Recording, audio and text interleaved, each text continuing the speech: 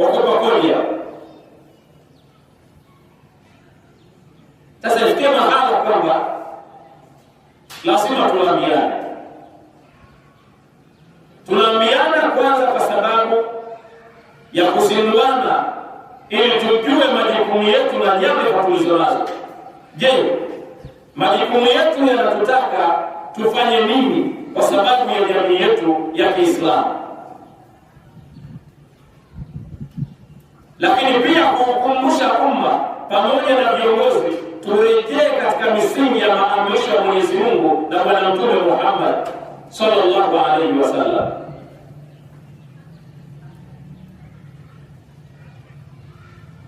Na hasa sisi wanazuoni ambao tumepewa mamlaka ya kuongoza umma na kutumikia umma. Sikiliza maneno ya Bwana Mtume Muhammad sallallahu alaihi wasallam. Anasema kwamba sinfani idha fasadat al-mujtama'u kullu wa idha saluhat al-mujtama'u kullu. Ala huma al-umara'u wal-ulama. Anasema sampuli mbili ikiwa zitasawazika na kukaa vizuri, basi jamii yote itakaa vizuri. Ila saluhat al-mujtama'u kullu, kwamba hizi sampuli mbili hizi zikikaa vizuri, mambo yao yakawa barabara, yamenyooka, wameyaweka katika mujibu wa protocol ambazo alizoridi Mwenyezi Mungu na Bwana Mtume Muhammad sallallahu alaihi wasallam, maana yake na jamii yote itakaa vizuri, itakaa sawa. Wa idha fasadat al-mujtama'u kullu, kama hizi sampuli mbili zikaharibika na jamii yote itakuwa imeharibika. Sasa ni sampuli gani hizi? Mtume anasema sikilizeni, huma al-umara'u. Sehemu ya kwanza ni viongozi ambao waliobeba dhamana ya kuwaongoza watu katika mambo yao yanayohusu mfumo wa maisha yao. Lakini pia sampuli ya pili, al-ulamau, ni pamoja na wanazuoni ambao wanazuoni, katika hadithi nyingine Bwana Mtume Muhammad sallallahu alaihi wasallam anasema kwamba al-ulamau warathatul anbiya, wanazuoni ndio warithi wa mitume. Sasa ukisoma hii hadithi vizuri, falsafa yake ni kwamba haya maafa yote tunayoona kwenye jamii ni matokeo ya maharibiko ya sampuli ngapi? Sampuli mbili. Sampuli ya kwanza ni viongozi, kwa sababu ya kushindwa kutekeleza majukumu yao ndani ya jamii yao. Na sampuli ya pili ni wanazuoni ambao wameacha majukumu yao ya kuelimisha umma na kuujenga umma na kurekebisha umma katika yale ambayo Mwenyezi Mungu Subhanahu wa Ta'ala ameamrisha na Bwana Mtume Muhammad sallallahu alaihi wasallam. Ndio haya tunayoona, kwamba mtu amekaa hataki kufanya kazi,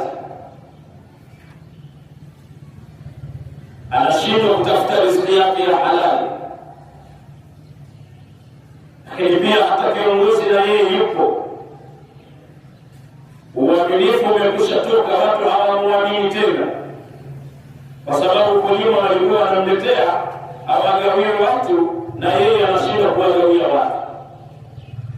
Ambaye astahiki kupata ndiyo anayepata, na anayestahiki kupata hapata. Anachagua jamaa zake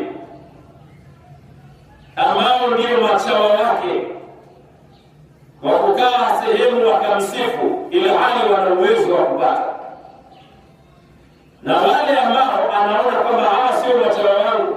hata nikiwapa hawana ukaribu na mimi anawaacha, ila hali ndio wanastahili kupata. Anawapa jamaa zake wa karibu ili wakikaa katika vijuru wamzungumze kwamba fulani ni mkarimu.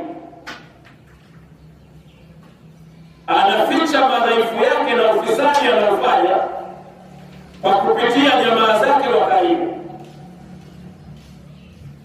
na anaacha kuwapa na kuwasaidia wale ambao wanaostahili kusaidiwa. Inna lillahi wa inna ilaihi rajiun.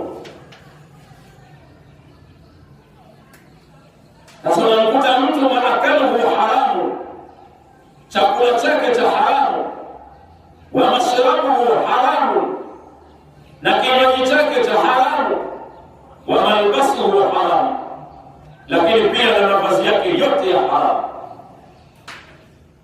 Fa anna yustajaba la, mtu huyo ni lini kwamba atajibiwa dua yake?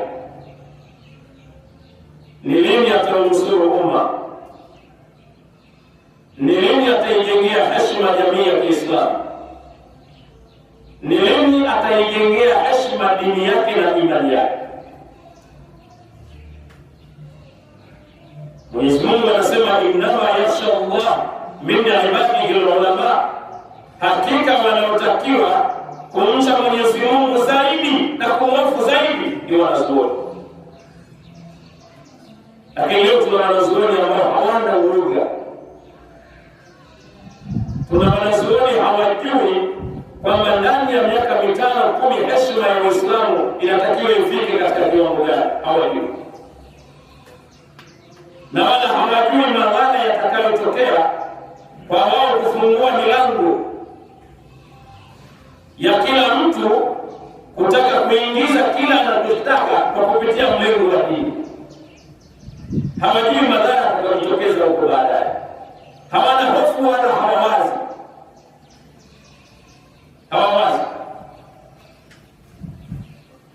Na hata useme utajengewa chuki, utaonekana wewe ndio unayejua sana, utaonekana wewe ndio umesoma sana, utaonekana wewe ni mtoto mdogo umekuja juzi haujui chochote, hata kama unaongea ukweli.